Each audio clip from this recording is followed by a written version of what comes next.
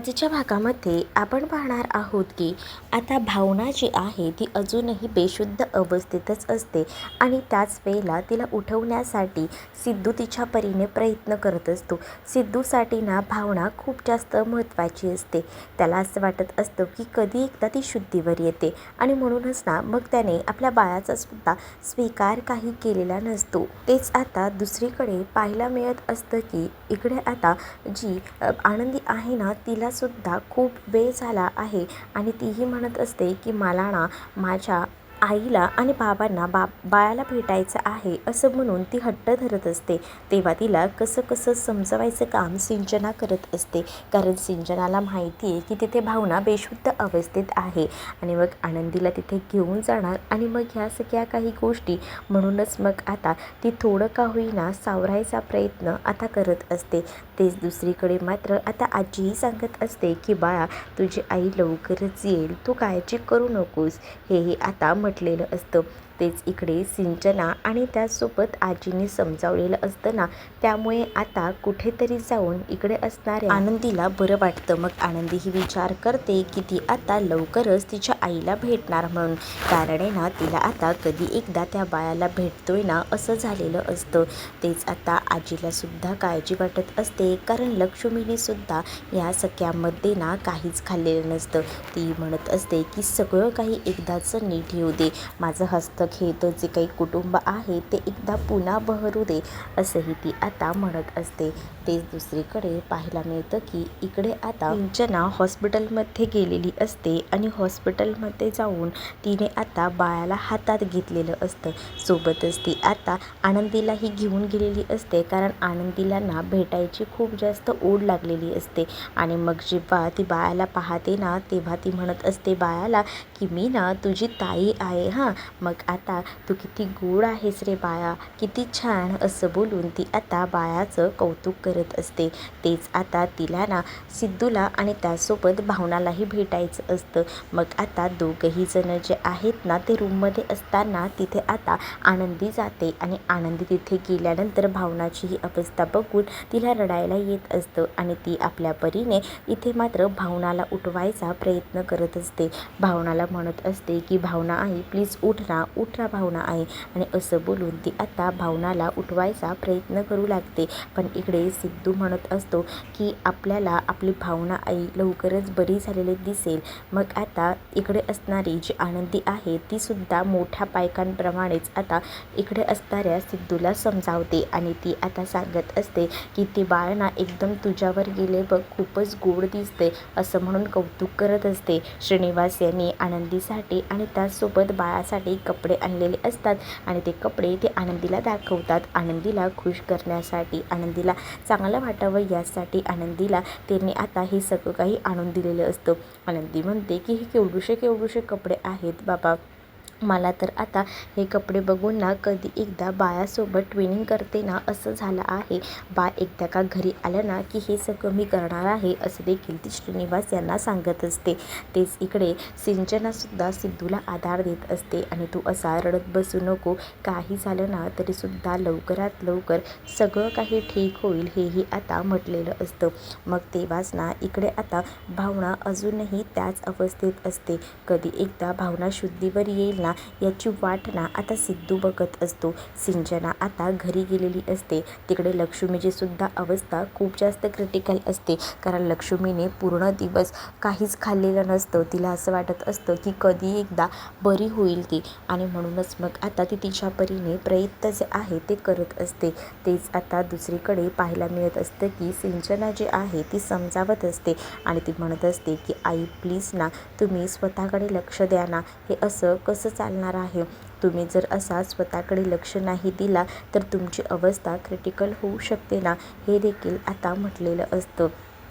जेव्हा या सगळ्या काही गोष्टी बोलल्या जातात ना तोपर्यंत इकडे आता बेशुद्ध पडलेली असते लक्ष्मी बेशुद्ध पडल्यावर सिंचना जोरजोरात आवाज देत असते आणि सगळ्यांना हाका मारून बोलवून घेत असते की हे बघा ना काय झालं, आता कोणाचंच लक्ष नसतं. इकडे दुसरीकडे आता भावना जी आहे तिलासुद्धा आता त्रास होऊ लागतो अचानकपणे, आणि मग तिकडे डॉक्टरांना सिद्धूने अर्जंटमध्ये बोलवून घेतलेलं असतं आणि मग डॉक्टरांनी व्हेंटिलेटर वगैरे सुद्धा लावलेलं असतं.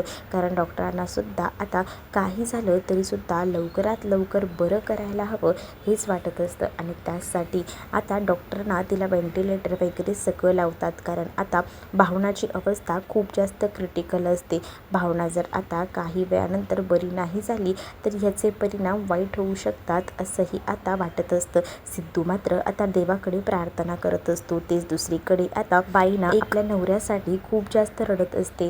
ती आता म्हणत असते की काही झालं तरीसुद्धा लवकरात लवकर तुम्ही शुद्धीवर या. पण आता तिचा नवरा तिला सोडून गेलेला असतो. हे सगळं काही आता लांबूनच ना सिद्धू पाहतो. सिद्धूला आता काळजी वाटत असते. तेच दुसरीकडे आता जानूचा फोन आलेला असतो आणि जानूचा फोन आल्यावर विश्वा लगेचच जानूचा कॉल रिसीव्ह करतो. जानूचा कॉल रिसीव्ह केल्यावर तो आता म्हणू काय झालं आहे जानू, तर जानू आता घडलेली हकीकत सांगते. जानूने आता ह्या सगळ्या काही गोष्टी सांगितल्यानंतर आता मात्र जानूला तो म्हणतो की तू बाळाकडनं एकदम कुठेच हलू नको, मी बघतो काय करायचं आहे ते, आणि असं बोलून तो आता कामाला लागतो.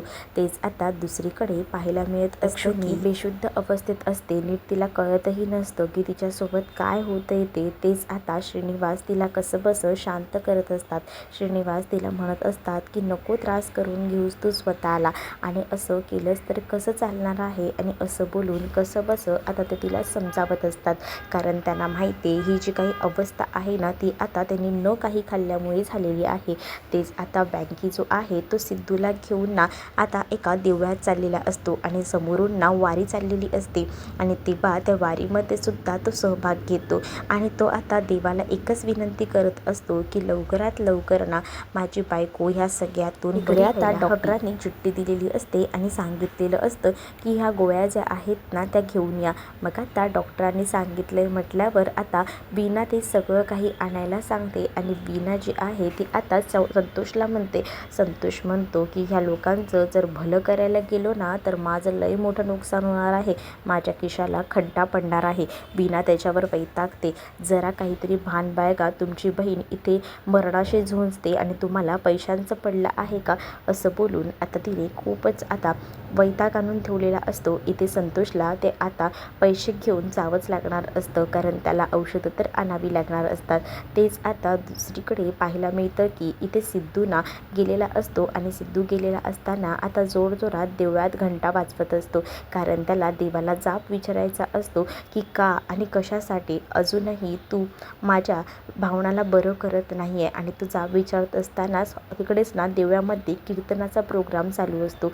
कीर्तनाच्या प्रोग्राममध्ये तो आता सामील होतो आणि कीर्तन जेव्हा ऐकतो ना त्या कीर्तनामध्ये सांगितलेलं असतं की देव जे आहे ते सगळं काही व्यवस्थित घडवत असतो. वेळ आली ती योग्य वेळेला सगळ्या काही गोष्टी परफेक्ट घडत असतात, पण आपल्याला ना या सगळ्या काही गोष्टी वेळ असते तेव्हाच घडतात आणि त्यामुळेच ना सगळ्या काही गोष्टी देवावर सोडायच्या, देव सगळं काही ठीक करतो असंही आता म्हटलेलं असतं.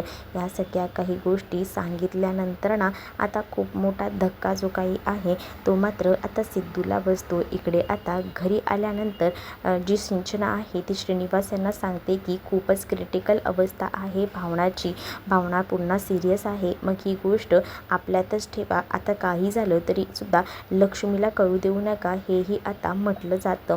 तेच आता दुसरीकडे पाहायला मिळत असतं की लक्ष्मीची अवस्था क्रिटिकल असल्यामुळे आजीने हा निर्णय घेतलेला असतो. तेच आता सिद्धूसुद्धा देवाकडे प्रार्थना करत असतो आणि तेव्हाच ना सिद्धू आता खूप जास्त रडत असतो. पण कीर्तन ऐकल्यानंतर ना त्याला काही गोष्टी आठवतात, जसं की आनंदीने सांगितलेलं आहे. आनंदीसुद्धा म्हणाली आहे की आता काळजी वाटत असते आणि त्यावेळेला इकडे आजी जी आहे ती देवाकडे प्रार्थना करत असते. सिद्धूला सुद्धा ना आता तिथे असणारी एक माऊली बघत असते आणि तिने आता पाहिलेलं असतं की सिद्धू खूप जास्त रडतोय आणि तोही खूप मोठ्या संकटात आहे हे त्याच्याकडे बघूनच ना कळत असतं. आणि हे सगळं बघून आता खूप मोठा धक्का जो काही आहे तो आता बसलेला असतो. सिद्धू जो आहे तो मात्र आता रडत असतो, तर ती त्याला सांगत असते की तुला किती रडायचं आहे, काय करायचं ते रडून घे, कारण आहे ना जे नशिबात असतं ते घडत असतं आणि आपल्या आयुष्यात जर चांगलं घडत असेल ना तर त्या बिचाऱ्या दुसऱ्याला कशाला दोष द्यायचा. म्हणजेच आता ज्या पद्धतीने तो स्वतः करतोय की आपल्या नशिबात एखादी चांगली गोष्ट आली, त्याचं बाळ आलं आहे, पण तो त्याला स्वीकारायला नकार देतोय. त्यामुळे आता त्या पद्धतीने समजावलेलं असतं आणि माऊलीने आता ते बाळ जे आहे नेमकं ना सिद्धू आणि भावनाला जो मुलगा झालेला असतो ना, तो ह्या माऊलीकडे असतो आणि ती तो माऊलीला तो मुलगा दाखवते आणि म्हणते की आमच्या आयुष्यात जेव्हापासून हा मुलगा आला आहे तेव्हापासून आमचं सगळं चांगलं झालं आहे. आणि त्या मुलाला बघून ना सिद्धूलासुद्धा बरं वाटतं आणि सिद्धू आता आपल्या बाळाला हातात घ्यायला तयार झालेला असतो आणि म्हणूनच तो तिकडनं आता लगेच जायला निघतो. इकडे आता श्रीनिवास रस्त्याने चालत असताना जयंत भेटतो आणि जयंत त्याला भेटल्यानंतर श्रीनिवास मात्र आता म्हणत असतात की आता खूप झालं आणि या सगळ्या काही गोष्टी ज्या आहेत ना त्या जयंतसुद्धा आता त्याच्यामध्ये काही ना काही करायच्या कुरघोड्या करत असतो. कारण जयंतला आता सुखानं जगू द्यायचं नसतं ना.